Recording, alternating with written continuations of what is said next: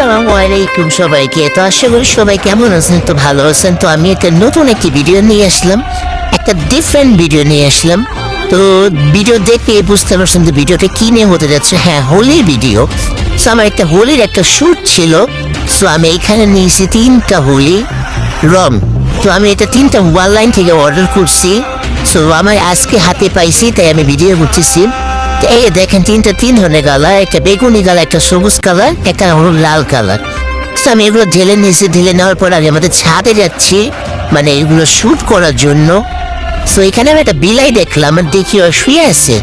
So আমি একটু disturb করতেছিলাম, তো ওরা আমি একটু লাগাই দিলাম, উঠে গেছে। দেখে আমি ওরা হলেই লাগাই দিলাম, সেজন্য উঠে গেছে।